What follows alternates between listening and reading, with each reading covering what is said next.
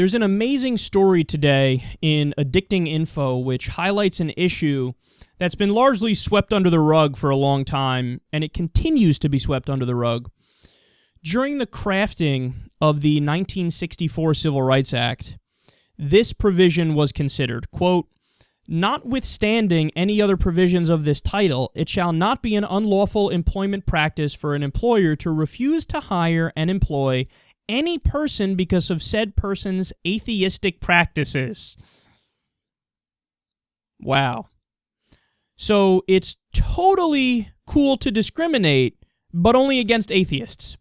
The bill was supposed to be about not discriminating against people, but in that bill they considered the idea that, okay, don't discriminate against the black people anymore, that's cool, but atheists, have at it. There always needs to be at least one group where it's like, let's discriminate against them. Fine, we won't discriminate against this other one, whatever, but atheists, rock and roll. They say, quote, "The amendment actually passed the House by a pretty significant margin, 137 to 98. Stay classy. Fortunately, it failed in the Senate. Of course, that doesn't mean that atheists are fully protected under the law.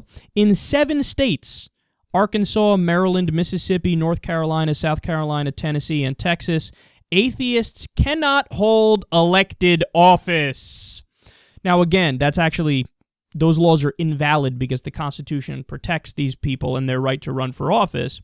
But it shows you something about the mindset towards atheists around the United States, specifically in these places, because they haven't bothered to get rid of that on the state books all this time. They say, quote, "Most discrimination against atheists, though, is more subtle. Atheists are not technically banned from office in most states, but the majority of Americans would rather vote for a pot-smoking adulterer than a non-believer. Only 33% of Americans would want atheists working in a daycare center." So the American people actively oppose the idea that atheists can do certain jobs. Why? Because in their mind, they have conflated atheism with immorality, atheism with negative nihilism, atheism with anything goes and there is no such thing as ethics or morality.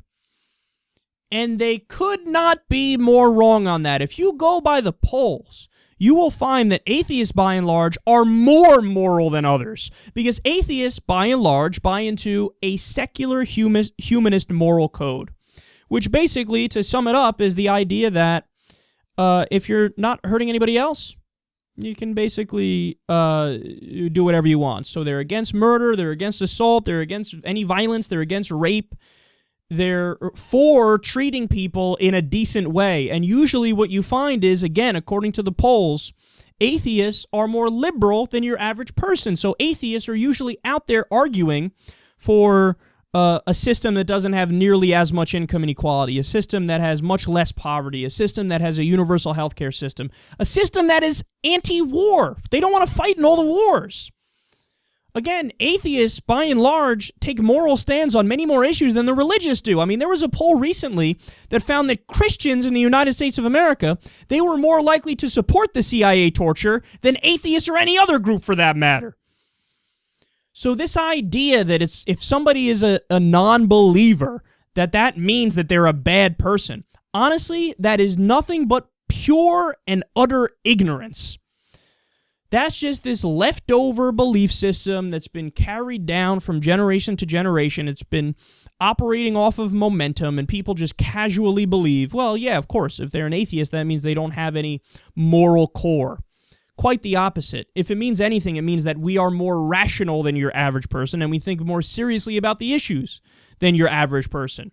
We've actually had the courage to stand up and say, I'm going to admit I don't know when I don't know. If there's some big existential question that philosophers have been trying to crack for the longest time and scientists have been trying to crack, but they've been unable to do it, you know what we do when people ask, hey, what happens when you die? We stand up and say, I don't know and neither do you. You know what that's called? That's called being intelligent. That's called being intellectual, smart. That's called honesty. That's called being genuine. That's called the only people who I really want to have a conversation with because they're the only people that I really totally intellectually respect.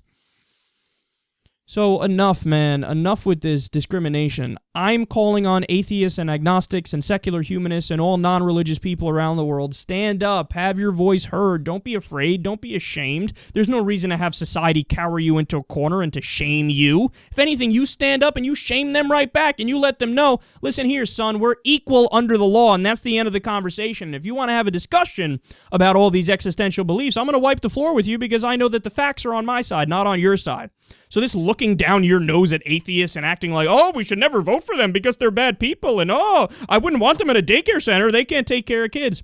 That whole idea, that whole mindset needs to change, and we need to elbow our way into the room and demand respect and tell people what we believe, because I guarantee you a lot of other people believe it and they don't even know it. They haven't put a label on it, and we got to make people or allow people to come out the closet and not feel like there's something wrong with being an atheist.